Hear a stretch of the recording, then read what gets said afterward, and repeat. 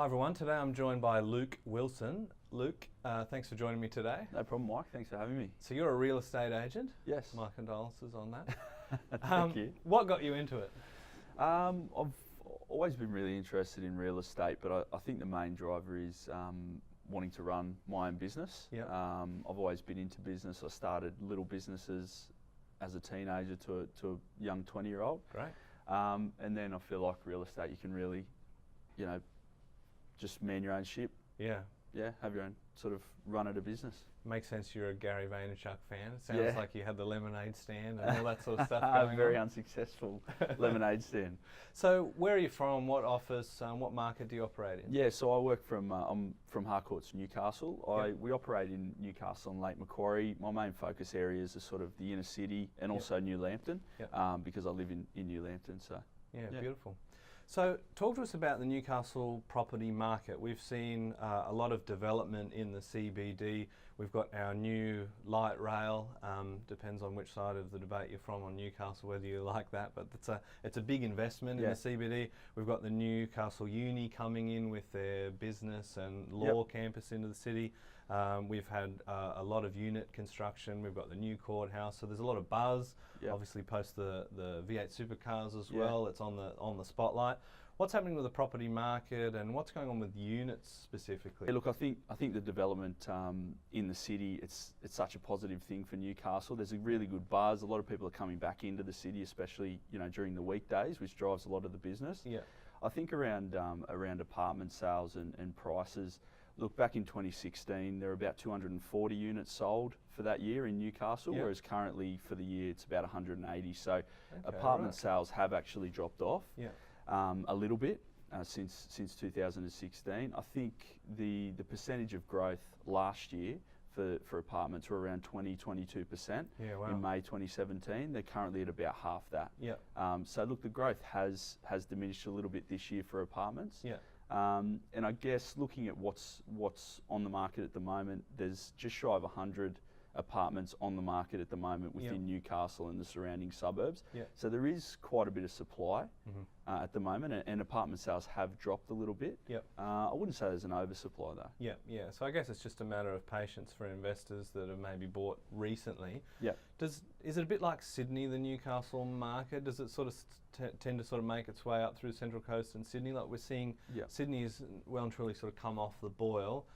Newcastle looks like maybe that's sort of happening, and it's a matter of wait and see for capital growth in the next couple of years. Yeah, I think we have definitely followed Sydney, and we always will, I'd say. However, we do have different drivers in Newcastle, and because of that new infrastructure and things changing in Newcastle as well, we haven't quite felt, we haven't been hit as hard in Newcastle compared to Sydney. I mean, Sydney's recorded some negative growth in a lot of suburbs, whereas Newcastle hasn't been hit quite as hard by what's happening in the property market. But we definitely have come off the boil a little bit.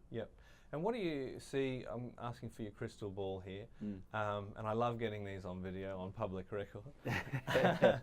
3 to 5 years for the Newcastle property market. What are you thinking? Obviously we've gone pretty much through a growth cycle. We've reached the peak, so maybe there's a bit of patience required in general until we get to maybe double digit growth again. But what are you thinking for the next sort of 3 to 5?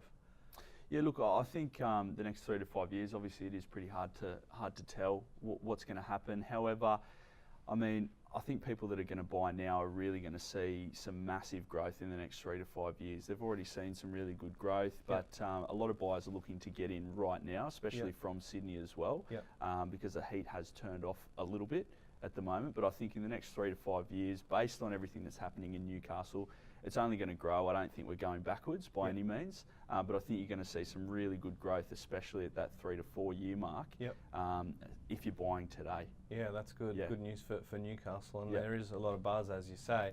What about right now? Obviously, you're on the front line at the coal face, and we tend to sort of see data that's maybe based on settlements, so we're 3 or so months behind what's actually happening.